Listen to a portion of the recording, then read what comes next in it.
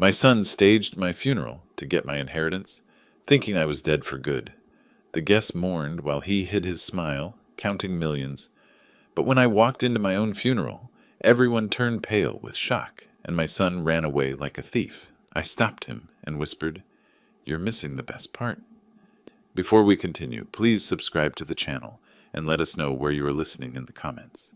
The fluorescent lights hummed overhead like angry wasps. I tapped my platinum card against the reception desk, checking my Rolex for the third time in 2 minutes. Jet lag mixed with whatever bug I'd picked up in Berlin was making my patience thinner than hospital coffee. "Sir, if you could just complete these forms—" "Look, I don't have time for bureaucracy." My voice carried the authority of a man who'd built a $50 million electronics empire from nothing. "I flew back from Europe yesterday. I feel like hell, and I need to see a doctor now, not in an hour. Now." The middle-aged administrator, Patricia Cole according to her nameplate, typed with the enthusiasm of someone counting down to retirement. Her fingers clicked across the keyboard like a woodpecker attacking metal. "Name and date of birth, please." "Orrin Howell, March 15th, 1968. Click, click, click. Then silence. Patricia's face changed. Color drained from her cheeks as she stared at her monitor. She looked at me, then back at the screen, then at me again.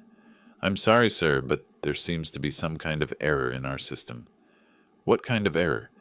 I leaned forward, expensive leather shoes squeaking against linoleum. "Well," she swallowed hard, "according to our records, you're deceased." The words hit me like a physical blow. "Excuse me. It shows here that you died on April 10th, 5 days ago." Her voice dropped to a whisper. "There's a death certificate on file." My legs felt unsteady. The antiseptic smell suddenly seemed overwhelming. "That's impossible. I'm standing right here." Patricia's hands trembled as she scrolled through screens. "The certificate was filed by—" She paused, squinting at the monitor. "Leland Howell, listed as next of kin. My son. Show me." My voice came out rougher than sandpaper.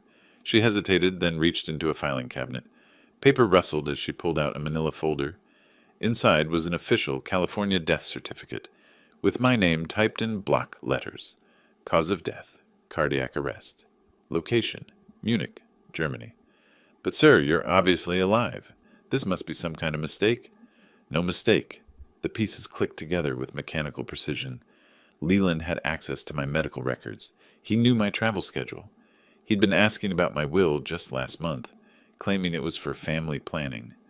I snatched the certificate, studying the forged signature that looked convincingly like mine. Every detail was perfect, except for one crucial fact. I was breathing. "I need a copy of this." Patricia fumbled with the copier, her hands shaking.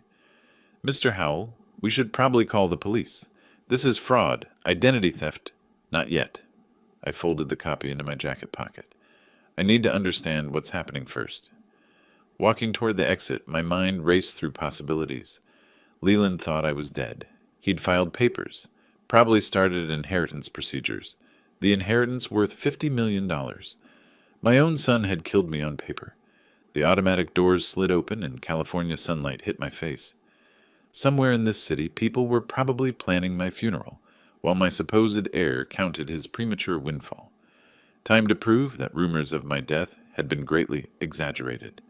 The 30-minute drive home passed in a blur of rage and disbelief. My hands gripped the steering wheel so tightly my knuckles turned white, the death certificate burning like acid in my jacket pocket.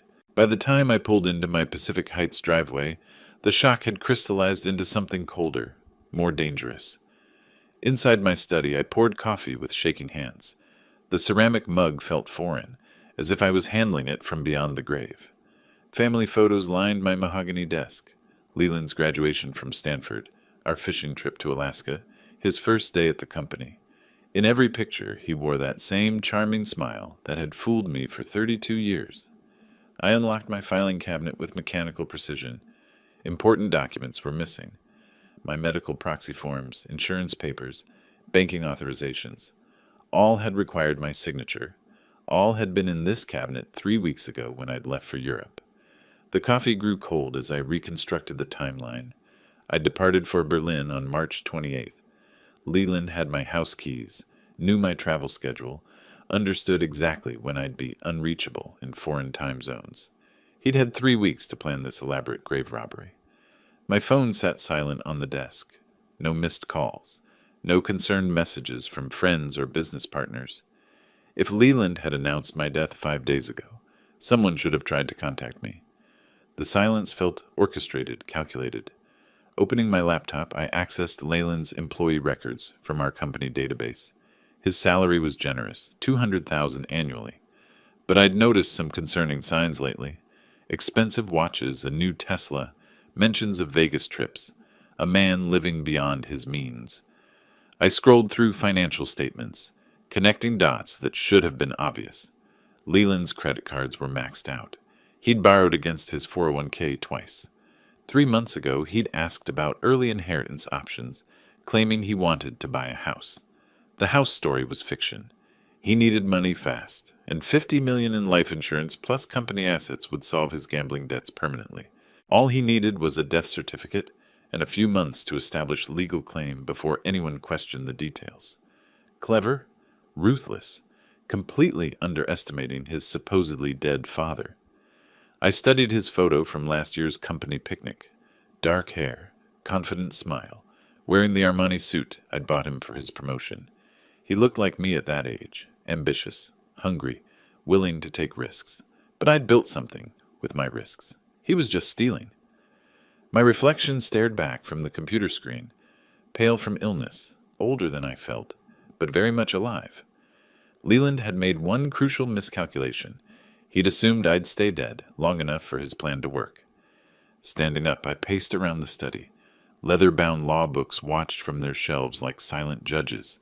The grandfather clock in the corner ticked steadily, marking time I'd supposedly run out of 5 days ago. Outside, voices drifted through the window, neighbors talking in hushed tones. I moved toward the sound, catching fragments of conversation about poor Orrin, and so sudden. Black clothing flashed between the hedge. They were dressed for a funeral. My funeral. 9:15 the next morning, and someone was crying on my front porch. I'd spent the night planning, drinking instant coffee, and staring at that death certificate until the words blurred together. Sleep had been impossible. Dead men don't need rest anyway. The doorbell rang twice, followed by muffled voices. I opened the door to find Letitia Green and her husband Barney standing on my steps, both dressed in formal black funeral attire. Letitia held a small bouquet of white lilies. They saw me and froze. Letitia's scream could have shattered windows. "Ghost! Oh, my lord, it's a ghost!" Barney staggered backward, his face turning the color of old newspaper. "Sweet Jesus, Orrin, we thought you were dead?" I stepped onto the porch, closing the door behind me. "So I've heard." Letitia pressed her hand to her chest, breathing like she'd run a marathon. At 70, she was built like a sparrow, but had the lung capacity of an opera singer. But Leland said he told everyone, "Your heart gave out in Germany." Leland said a lot of things, apparently. I kept my voice calm, controlled. These neighbors had been kind to me for 15 years. They didn't deserve to be caught in my son's web of lies. "When did he make this announcement?" Barney found his voice, though it cracked like a teenager's. "Yesterday morning. Called the whole neighborhood, crying his eyes out. Said you'd collapsed in your hotel, that he was flying your body home for burial." "Flying my body home?" The phrase tasted bitter. "Where's this burial supposed to happen?" "Colma Cemetery," Letitia whispered, still staring at me like I might vanish. "The service starts at 10:30 this morning. We were just heading there now." 10:30. I checked my watch. 9:20. My own funeral was starting in 70 minutes, and I was standing here in pajamas and a bathrobe, very much alive and increasingly angry. "Who else knows about this?" "Everyone," Barney said. "Your business partners, the country club folks, half of Pacific Heights. Leland posted it on social media, sent formal announcements. There's going to be hundreds of people there." Hundreds of people mourning a man who was drinking coffee 20 feet away. The audacity was breathtaking, even for Leland. Did he say anything else? About inheritance? About the company? Letitia nodded eagerly. Gossip was her specialty, and this was the story of a lifetime. "He mentioned having to handle your affairs, something about insurance paperwork being complicated because you died overseas. said it might take months to sort everything out. Months. Enough time to establish legal claims, transfer assets, disappear with my life's work. He'd thought of everything except the possibility that his victim might read his own obituary. Listen to me carefully. I stepped closer, using the voice that had closed million-dollar deals. You saw nothing here this morning. You spoke to no one. You never saw me alive, understand? They nodded like bobblehead dolls. Go to the funeral. Act surprised by nothing. If anyone asks unusual questions, you know nothing beyond what Leland told you. But Orrin, Letitia's voice shook. Shouldn't we tell people you're alive? This is fraud. This is my problem to solve. I softened my tone slightly. Trust me. By this afternoon, everyone will know the truth. But it has to happen the right way. Barney grabbed his wife's arm. Come on, Letitia. We'll be late. They hurried down my front steps, Letitia looking back twice as if I might disappear. Their car doors slammed, and they drove away toward my funeral. I had an hour and 10 minutes to get dressed, drive to Colma Cemetery, and crash my own burial service. Time to resurrect myself properly. Back inside my house, I closed the front door with deliberate force. The sound echoed through the hallway like a judge's gavel. 15 minutes remained before my son would stand over my casket, accepting condolences with practiced sorrow. Time enough to understand exactly what I was dealing with. My study felt different now, less like a sanctuary, more like a war room. I flipped the family photographs face down on my mahogany desk. Leland's Stanford graduation smile could watch from the shadows. Opening my laptop, I accessed Howell-Tech's financial systems with keystrokes that had become muscle memory over 2 decades. The company was worth exactly $100 million according to our latest quarterly report. Healthy profit margins, strong market position, succession plans that named Leland as primary heir to both corporate assets and personal estate. $50 million in personal inheritance, the magic number that made patricide worth the risk. My filing cabinet yielded more disturbing evidence. Leland's employment file contained copies of documents he shouldn't have possessed. Medical proxy forms, banking authorizations, legal powers of attorney. I'd given him temporary access before leaving for Europe, trusting him to handle routine business correspondence. Trust. The word tasted bitter now. His credit reports painted a devastating picture. Casino markers from Las Vegas, Atlantic City, online gambling platforms. The debts had accelerated dramatically over 6 months. $2.3 million in total obligations. Interest compounding daily. Collection agencies circling like vultures. A desperate man with access to his father's legal documents, and a $50 million inheritance hanging in the balance. The timeline fit perfectly with my European business trip, when I'd be unreachable for days at a time, dealing with different time zones and international communications. Clever boy, he'd researched death certificate procedures, understood that filing in California while claiming death occurred in Germany would create bureaucratic delays. Enough time to establish legal claims, transfer assets, disappear with the money before anyone questioned the details too carefully. The wall clock showed 9:45, 30 minutes until showtime. I pulled up Leland's bank statements on screen.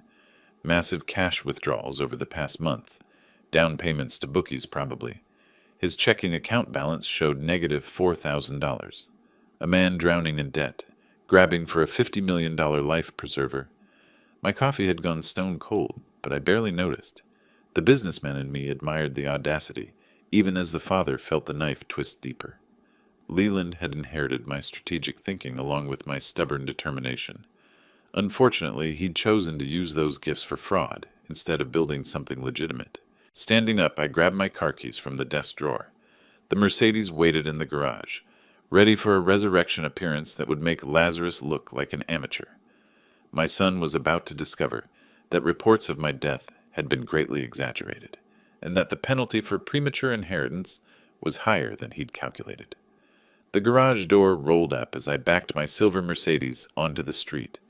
Pacific Heights looked peaceful in the morning light, expensive houses hiding expensive secrets behind manicured hedges. I connected my phone to the car's system and dialed Donald's office while navigating toward Highway 280. Barney, Goldman and Associates. This is Donald. Donald, it's Orrin. I need your immediate attention on something rather urgent.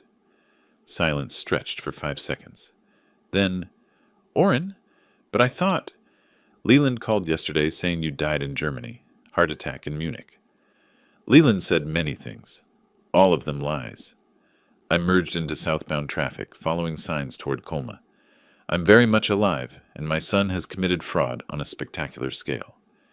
This is impossible. I saw the death certificate filing in the county database yesterday evening. Official paperwork, proper signatures, forged signatures, stolen documents. $2 million in gambling debts provided the motive. A delivery truck cut me off, and I smoothly changed lanes. Donald, I need you to file emergency fraud charges immediately. Civil lawsuit, criminal referral, whatever stops him from accessing inheritance funds.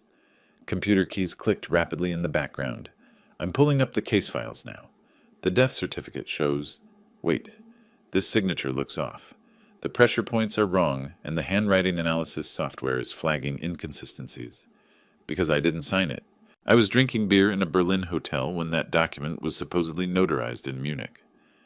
My legal assistant mentioned something yesterday about expedited inheritance procedures. Leland requested fast-track processing due to international complications. Donald's voice sharpened with professional anger. The scheming little bastard played our firm like a violin. Traffic slowed as we approached the cemetery exit. Dozens of cars lined the road ahead, my funeral procession creating a traffic jam on Highway 280. How quickly can you file injunctions? I'm already drafting paperwork, emergency hearing request, asset freeze, fraud investigation. Judge Martinez owes me favors from the Peterson case last year. Paper rustled through the phone speaker. But Orrin, this is going to be messy. Media attention, family scandal, business implications. Let it be messy. Leland chose this battlefield when he decided to kill his father for money. Where are you right now? I turned into the cemetery parking lot, counting at least 40 vehicles scattered across the asphalt. Black sedans, luxury SUVs, even a few limousines. Leland had orchestrated quite a production. Arriving at my own funeral, Colma Cemetery, about to make an entrance that'll give everyone present something to remember. Jesus Christ, Orrin, think about this. Crashing your own funeral could backfire legally. Let me handle this through proper channels. Proper channels take time. Every minute Leland maintains this charade strengthens his legal position. I parked between a black Cadillac and a white Mercedes hearse. File your paperwork. I'll handle the dramatic revelation. This could traumatize people, elderly relatives, business associates. Leland should have considered that before committing fraud. Through my windshield, I could see mourners gathering near the chapel entrance. Dark suits, black dresses, flowers, and tears. All for a man sitting in a car 50 yards away, very much alive and increasingly angry. Call me after you've filed the injunctions. This afternoon we plan Leland's complete destruction. I hung up and stepped into the April morning, straightening my tie and walking toward the stone chapel, where my son was about to receive the shock of his miserable life. The chapel parking lot buzzed with subdued conversation and rustling black fabric. 47 cars by my count, impressive turnout for a man whose death was entirely fictional. I recognized faces from the country club, business associates from Silicon Valley, even a few competitors who'd probably attended, hoping to pick over Howell-Tech's corporate remains. Walking across the asphalt, I adopted the confident stride that had intimidated boardrooms for 2 decades. Gray clouds hung low over Colma, casting everything in appropriate funeral lighting. Someone had spared no expense on floral arrangements. The chapel's heavy wooden doors stood slightly ajar. Organ music drifted through the gap, something appropriately somber that I didn't recognize. Through the windows I glimpsed a packed interior, every pew occupied by mourners paying respects to my allegedly deceased self. Time for the resurrection. I grasped the brass door handle and pulled firmly. The hinges creaked with satisfying drama as the doors swung wide, revealing the entire assembled congregation from behind. The organ music stopped mid-note. Heads turned in a wave from back to front, like dominoes falling in reverse. Recognition spread through the crowd with mathematical precision, first confused squinting, then shocked gasps, then outright screams. Margaret Suttleson from the golf club fainted directly into her husband's lap. 3 elderly women in the third row grabbed their purses and pressed backward against the pews as if I might contaminate them with my undead presence. "Evening, everyone." My voice carried easily through the suddenly silent chapel. "Sorry I'm late to my own funeral." The chaos that followed resembled a disaster movie. People scrambled over each other toward the side exits, programs and flowers scattered across the floor. Someone's grandmother shrieked continuously in a pitch that could shatter crystal. But my attention focused entirely on the front row, where Leland stood frozen beside my supposedly occupied casket. My son's face had drained to the color of old newspaper. Sweat beaded on his forehead despite the cool April morning. His expensive black suit, probably purchased with borrowed money, hung awkwardly on his trembling frame. For a moment, we stared at each other across 50 feet of chaos. Father and son, victim and perpetrator, the living and the supposedly dead. Leland's mouth opened and closed like a landed fish. No sound emerged. I began walking down the center aisle, each footstep echoing against stone walls. The crowd parted before me, people pressing against the pews as if I carried some contagious disease.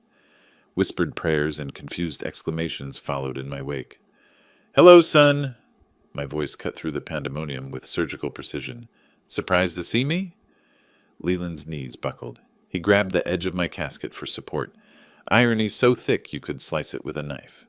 The funeral director, a thin man with nervous hands, approached from the side. "Sir, I don't understand what's happening here. We have a death certificate, legal documentation. You have fraud?" I kept walking, never breaking eye contact with Leland.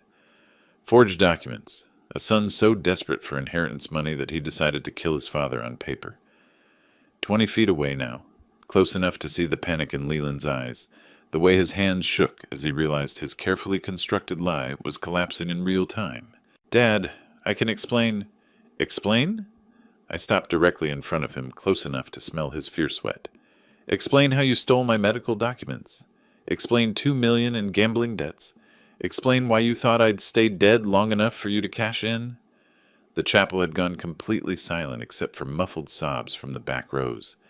Every eye in the building focused on our family drama playing out beside my empty casket. Leland opened his mouth again, but no words came out. Leland's eyes darted toward the chapel's side exit like a cornered animal calculating escape routes. His expensive black suit hung loosely on his trembling frame, sweat beading across his forehead despite the cool April air. "Don't even think about it." My voice carried the authority that had commanded boardrooms for 3 decades. "Stay exactly where you are, son." He froze mid-step, one hand still gripping my casket for support. The irony wasn't lost on anyone. My supposedly grieving heir using my coffin as a crutch, while facing his very much alive father. The chapel had gone silent except for Margaret Suttleson's continued whimpering from the third row. 47 pairs of eyes tracked between us like spectators at a tennis match, waiting to see who would break first. "Dad, please, I can explain everything." "Explain?" I walked to the front podium, placing my hands on the lectern where someone had planned to deliver my eulogy. "Explain how you forged medical documents while I was drinking beer in Berlin. Explain $2.3 million in casino debts. Explain why you filed my death certificate 5 days before I even knew I was sick." Gasps rippled through the crowd. Mrs. Henderson from the country club clutched her pearls, like they might protect her from the family scandal unfolding before her eyes. Leland's face cycled through emotions faster than a slot machine. Panic, denial, calculation, desperation. "The debts aren't that much." "You're exaggerating." "Bank of America disagrees. So does Caesar's Palace, the Bellagio, and about 6 online gambling platforms." I pulled out my phone, scrolling through the screenshots I'd taken that morning. "Want me to read the exact figures? With interest calculations?" His mouth opened and closed soundlessly. In the fluorescent chapel lighting, he looked older than his 32 years, worn down by months of living beyond his means, and deeper in debt with each desperate bet. "You had access to my medical proxy forms," I continued, my voice echoing off stone walls. "You knew my travel schedule, my insurance policies, my banking authorizations, everything you needed to declare me dead and start collecting inheritance payments." "That's not—" I never meant, his voice cracked like a teenager caught stealing. You never meant to get caught. I stepped closer, close enough to smell his fierce sweat mixing with expensive cologne. The plan was elegant, I'll give you that. File the death certificate while I'm overseas. Establish legal claims before anyone questions the details. Disappear with $50 million before your father's body makes it home from Germany. The crowd's murmur grew louder. Business associates whispered among themselves, calculating the professional implications. Family friends looked between shock and disgust, watching a son destroy his father's reputation for money. Except I didn't die. My voice dropped to a whisper that somehow carried throughout the chapel. Inconvenient for your timeline, wouldn't you say? Leland backed against the wall, trapped between my advancing presence and the crowd's judgment. His expensive watch, probably purchased with borrowed money, caught the light streaming through stained glass windows. I needed the money, Dad. The creditors. They were threatening. So you killed your father instead of asking for help? The question hung in the air like incense smoke. Somewhere in the back rows, someone started crying. Whether from emotion or shock, I couldn't tell. Outside, car doors slammed in rapid succession. Heavy footsteps approached the chapel entrance, moving with purpose across the gravel parking lot. Donald had arrived right on schedule. The chapel doors burst open with the force of a man on a mission. Donald strode down the center aisle, carrying a leather briefcase and the confidence of someone who'd spent 20 years dismantling fraudsters in court. His gray suit cost more than most people's cars, and every line of his body screamed serious legal trouble. Leland Marcus Howell? His voice boomed across the stone chamber with courtroom authority. My son pressed himself further against the wall, looking like he wanted to dissolve into the stonework. Yes, that's me. You're served. Donald's hand shot forward with papers that cracked like a whip in the chapel silence. Civil fraud lawsuit, criminal complaint referral, emergency asset freeze, and federal wire fraud charges. Court appearance scheduled for Monday morning, 9 a.m. sharp. The legal documents scattered across the floor like wedding confetti, but nobody was celebrating. Leland stared at the papers as if they might spontaneously combust and save him from their contents. Federal charges? Margaret Suttelson's voice rose to a squeak. What does that mean? Donald turned toward the crowd with the practiced ease of someone comfortable explaining complex legal matters to laypeople.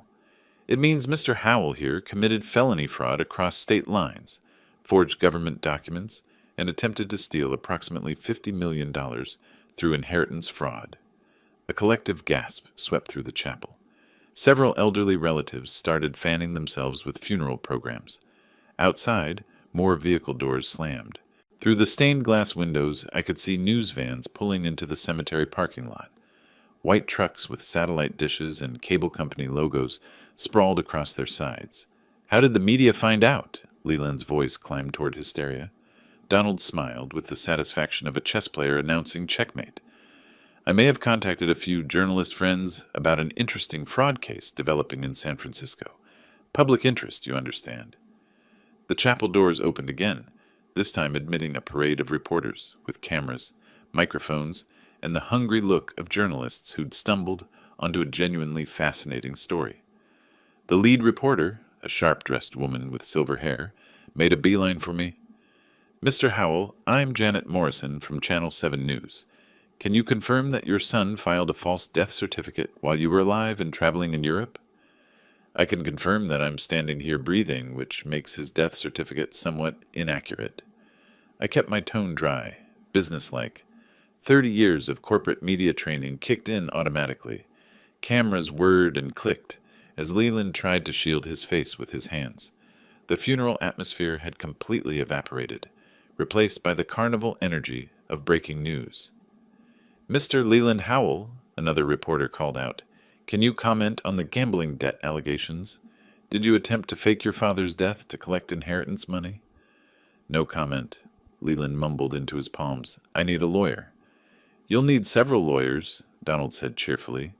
Federal prosecutors take a dim view of death certificate fraud, especially when it involves this much money. More cameras appeared as additional news crews pushed through the chapel entrance. The funeral director, a thin man who probably dealt with weeping families rather than media circuses, stood helplessly near the altar, looking like he wanted to disappear. "Sir, we need to maintain some dignity here," he pleaded. "This is sacred space." "Sacred space where someone tried to bury a living man," Janet Morrison replied, adjusting her microphone. "I'd say that changes the rules somewhat." Leland edged toward the back exit, moving with the desperate stealth of someone hoping to escape notice. But 20 reporters with cameras made anonymity impossible. "Mr. Howell, are you fleeing the scene?" another journalist called out. The question triggered something primal in Leland's panic response. He broke into a run, pushing past surprised mourners toward the chapel doors. Cameras followed his retreat, like hunting dogs tracking prey, reporters shouting questions at his retreating figure. "And there goes our star defendant," Donald observed with professional satisfaction, "running from his own father's fake funeral. This footage should make excellent evidence for the prosecution." Through the chapel windows, I watched Leland sprint across the parking lot toward his Tesla, reporters in pursuit, like a pack of well-dressed wolves. 2 weeks later, my face stared back at me from every news channel in California. The story had legs: a tech executive, a gambling-addicted son, forged death certificates, and a funeral crash that looked like something Hollywood couldn't have scripted better. Today on Morning San Francisco, we continue our exclusive coverage of the Howell inheritance fraud case, the anchor announced from my television screen. We're joined by tech industry analyst Rebecca Martinez and criminal defense attorney David Chen. I muted the sound and leaned back in my study chair, watching the silent talking heads gesture at photos of Leland and myself. The images they'd chosen were telling: me in a confident business portrait, him in a police booking photo from 3 days after the funeral incident.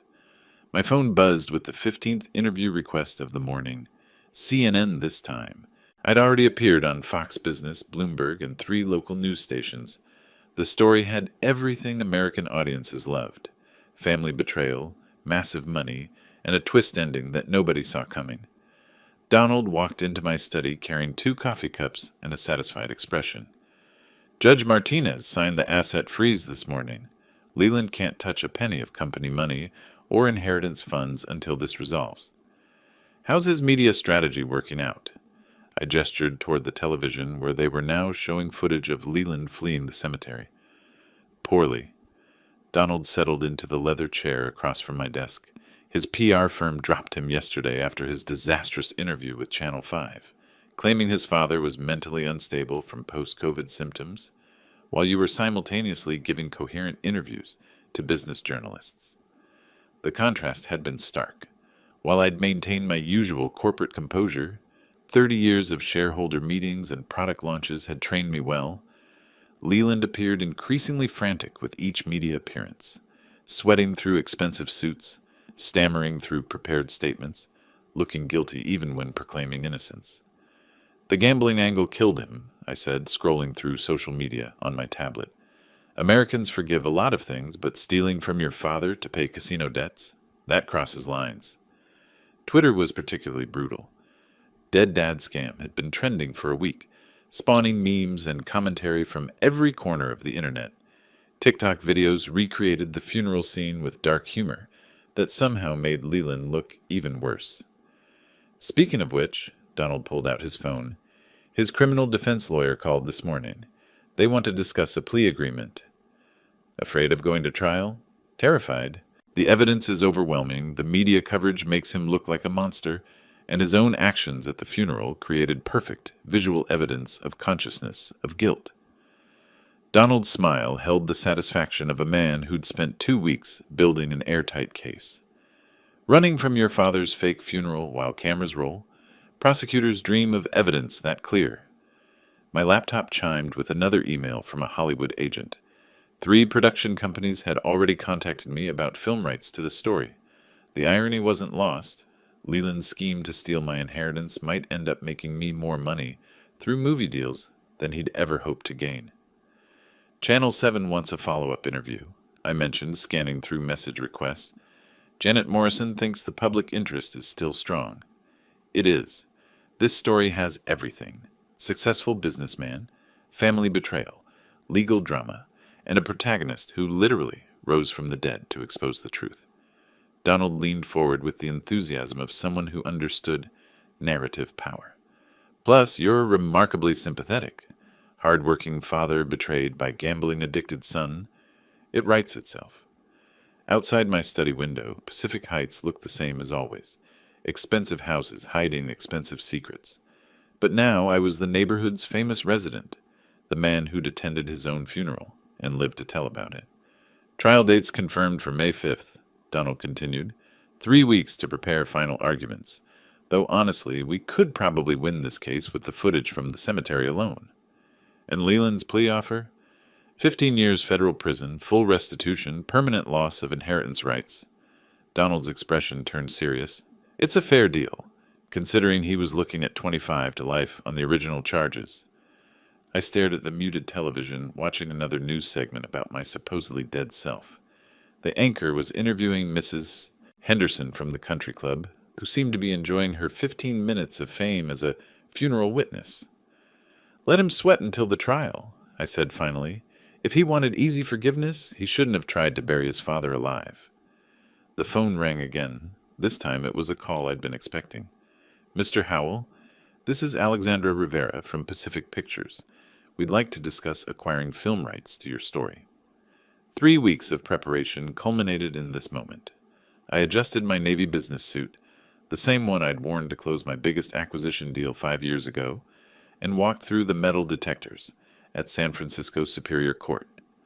Camera flashes erupted from the media gauntlet outside, but courthouse security kept the reporters at bay. Courtroom 4 buzzed with nervous energy. Donald sat at our table, reviewing final notes, his silver hair perfectly styled for what would likely be his career's most photographed case. Across the aisle, Leland slumped beside his defense attorney, James Mitchell, looking like a man who'd aged decades in 5 weeks.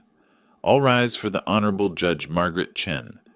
The courtroom snapped to attention as Judge Chen entered, a woman in her 50s with intelligent eyes and the bearing of someone who'd presided over countless fraud cases. She surveyed the packed gallery with professional detachment before settling behind the bench.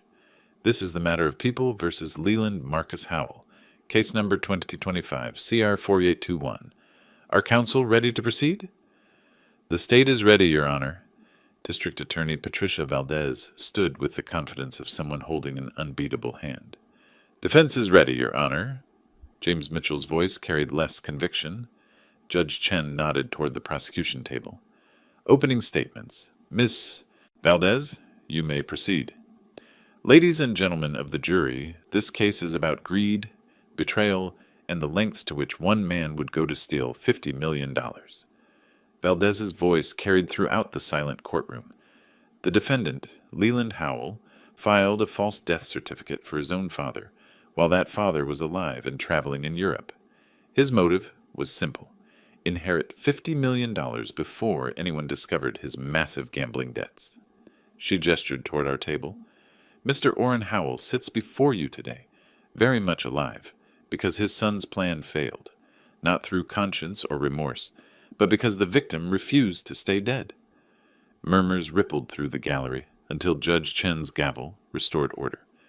We will prove that the defendant forged government documents, committed wire fraud across state lines, and attempted to defraud his father's estate of approximately $50 million.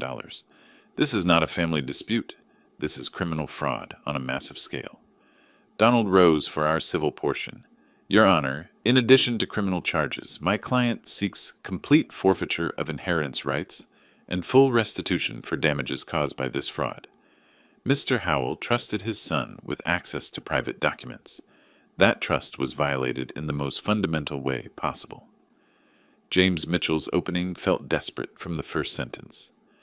Ladies and gentlemen, my client made mistakes, but fraud requires intent to deceive, and I will show you that Leland Howell genuinely believed his father had died in Germany. Post-pandemic stress, family communication problems, and a series of unfortunate coincidences created a perfect storm of misunderstanding. The defense strategy was clear: claim confusion rather than admit calculation. Mitchell painted Leland as a confused son, overwhelmed by grief and financial pressure. making honest mistakes under stress. Mr. Howell suffered from gambling addiction, a recognized medical condition that impaired his judgment. When he received what he believed was confirmation of his father's death, he acted in good faith to handle estate matters. This is tragedy, not fraud. Judge Chen called the first witness. The state may call Mr. Orrin Howell.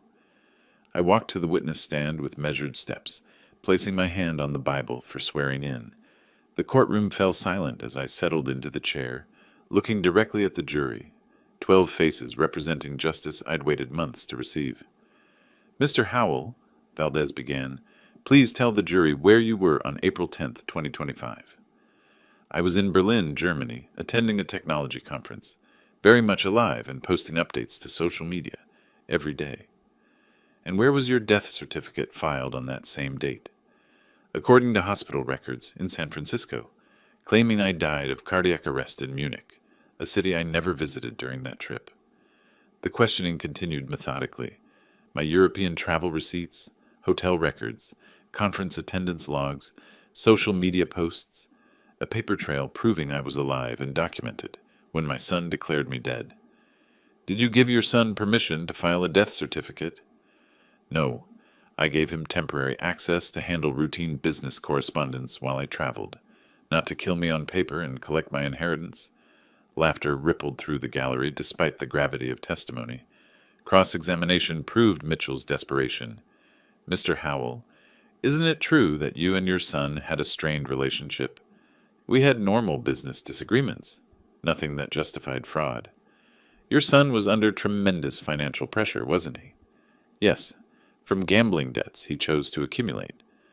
Could family communication failures have led to genuine confusion about your condition? I leaned forward slightly, meeting his eyes. Counselor, I was posting photos of German restaurants on Instagram while he was filing my death certificate. The only confusion was his belief that he wouldn't get caught. Applause erupted from the gallery until Judge Chen's gavel restored order. 5 weeks later, I sat in the same courtroom chair where this journey had begun, but everything felt different. The jury had deliberated for 3 days, long enough to review every piece of evidence, short enough to suggest the outcome was never truly in doubt. As the jury reached a verdict, Judge Chen's voice carried the formal weight of justice about to be served. The foreman, a middle-aged engineer who'd nodded appreciatively during my testimony, stood with papers that would determine my son's fate. We have, Your Honor. On the charge of filing false government documents, how do you find? Guilty. On the charge of wire fraud, how do you find? Guilty. On the charge of attempted inheritance fraud, how do you find? Guilty. Each word hit like a judge's gavel, final and irreversible. Beside his lawyer, Leland's face drained to the color of old newspaper. His hands trembled as reality settled around him like cement. On the civil matter of inheritance forfeiture, how do you find in favor of the plaintiff?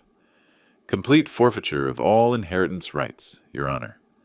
Donald's hand found my shoulder, squeezing once with 20 years of friendship compressed into that single gesture. We'd won everything: criminal conviction, civil judgment, complete vindication. Judge Chen consulted her notes before addressing Leland directly. Mr. Howell, please rise for sentencing. Leland struggled to his feet, requiring Mitchell's support to remain upright. The court sentences you to 3 years supervised probation, $500,000 in fines, 1,000 hours of community service, and complete forfeiture of inheritance rights, totaling $50 million. Judge Chen's voice remained steady, professional. Additionally, you are banned from any involvement in your father's business enterprises or estate management. Your Honor, Mitchell interjected, my client wishes to file an immediate appeal. That is his right, but this conviction stands pending appellate review. Judge Chen's gavel fell with finality. Court is adjourned. The gallery erupted in applause and shouting as reporters rushed toward the exits to file their stories. I remained seated, watching my son crumble beside his lawyer's table. 32 years of fatherhood ending in criminal conviction and permanent exile from family fortune. Donald leaned close, speaking under the courtroom chaos. It's over, Orrin. Complete victory. Justice, I corrected, not victory. Justice. We stood together, walking toward the courtroom exit where reporters waited with microphones and cameras. Outside, San Francisco sunshine felt different, cleaner somehow, like air after a thunderstorm washes away humidity. "Mr. Howell," Janet Morrison from Channel 7 pushed forward with her microphone. "How does it feel to have your son convicted of fraud?" "It feels like the system worked exactly as designed. Truth prevailed over deception, evidence over manipulation." I paused, choosing words carefully. "I take no pleasure in my son's conviction, but I'm satisfied that justice was served. What's next for you and your company?" "That," I said, "remains to be seen." Donald and I walked down the courthouse steps toward his waiting BMW, leaving behind a chapter that had begun with a death certificate and ended with a living man's complete vindication. The late afternoon sun cast long shadows across the courthouse plaza, where protesters and supporters had gathered throughout the trial. "Dinner?" Donald suggested as we reached his car. "I know a place that serves excellent steaks and doesn't allow cameras." "Perfect. We have business to discuss." As we drove away from the courthouse, I pulled out my phone and scrolled through 17 messages from Hollywood agents, 3 acquisition offers for my company, and one particularly interesting call from a film director named Alexandra Rivera. Time to turn legal victory into financial opportunity. The phone rang as we pulled into traffic. Unknown Los Angeles number. "Mr. Howell, this is Alexandra Rivera from Pacific Pictures. I believe we need to talk." 2 weeks after the verdict, I stood in a glass-walled conference room 30 floors above downtown Los Angeles, looking out at the Hollywood Hills, while lawyers finalized contracts that would change my life completely. Alexandra Rivera sat across from me, a sharp-eyed woman in her 40s, who directed 3 Oscar-nominated films and understood exactly why my story would captivate audiences. "The studio is prepared to offer $2 million for exclusive film rights," she said, sliding contracts across the mahogany table. "Full creative control remains with us, but you'll have consulting privileges and final approval on the script." Donald reviewed the pages with the thoroughness that had served us so well in court, standard entertainment industry boilerplate, with unusually favorable terms for the source material owner. "Your story has everything Hollywood loves," Alexandra continued. "Family betrayal, massive financial stakes, a protagonist who literally rises from the dead to expose the truth. This practically writes itself." I signed the documents with the same Mont Blanc pen I'd used to build Howell-Tech from nothing 25 years ago. $2 million for the rights to my family's destruction. Ironic that Leland's betrayal would ultimately make me richer than his inheritance scheme ever could have. "Production starts next year," Alexandra explained. "We're targeting an Oscar-eligible December release. This has all the elements for awards consideration." Flying back to San Francisco that evening, I reviewed the other contracts Donald had negotiated during my Hollywood trip. Tech Venture Consortium had offered $100 million for Howell-Tech, a premium price reflecting the company's strong fundamentals and my sudden media fame. "You don't have to sell," Donald said from the seat beside me as California scrolled past below. "The company's profitable, well-managed, positioned for growth. I'm 67 years old, survived a son's attempt to kill me on paper, and just sold my life story to Hollywood." I closed the laptop and accepted a drink from the flight attendant. "It's time for a different kind of life." "What kind of life?" "Quiet, simple. Somewhere with good fishing and no casinos within 500 miles.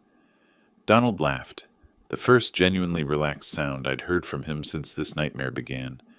"You've earned it, but I'll miss the excitement." "Visit any time. I'll cook fish we caught that morning and tell you about the one that got away."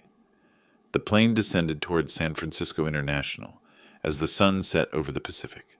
Below, the city sparkled with lights from millions of people living their ordinary lives, unaware that somewhere above them, a man who'd been declared dead was planning his resurrection as a retiree. My phone buzzed with a text message from an unknown number. For a moment, old anxiety flashed through me. Too many months of legal battles and media attention had made me paranoid about unexpected communications. The message was from Letitia Green, my elderly neighbor. "Saw you on the news again. Barney and I are so proud. The whole neighborhood is talking about your movie deal. You're our local celebrity now." I smiled and typed back, Thank you for believing in me when it mattered most. Always, dear. That's what neighbors do. 2 hours later, Donald and I sat in a quiet North Beach restaurant, celebrating victory with wine that cost more than most people's rent. Around us, other diners glanced occasionally in my direction. The man who'd attended his own funeral had become locally famous. To justice, Donald raised his glass. To friendship, I countered. Justice was just the bonus. We drank to 20 years of loyalty tested by 5 weeks of crisis and proven stronger than blood relationships. Outside, San Francisco hummed with evening energy, but inside our small corner booth, 2 old friends planned a future neither of us had imagined 6 months ago. When do you close on the company sale? Donald asked. Next Friday. Final signatures, wire transfers, press conference. I swirled wine in my glass, watching the legs slide down like liquid amber. Then I disappear. Disappear? Not literally, but I'm done being the man who caught his son stealing his inheritance. Time to become someone new. The waiter brought our check as the restaurant prepared to close. Outside, San Francisco glittered with promise and possibility, a city where people reinvented themselves daily. Tomorrow I would sign papers that transferred ownership of everything I'd built. Next week, cameras would roll on a movie about my life. Next month, I would disappear into a kind of retirement I'd never imagined possible. But tonight, I was simply a man who'd survived his son's attempt to bury him alive, emerged victorious from every courtroom battle, and earned the right to write his own ending. If you like this story, please like this video, subscribe to the channel, and share your impressions of this story in the comments. To listen to the next story, click on the box on the left. Thank you for watching.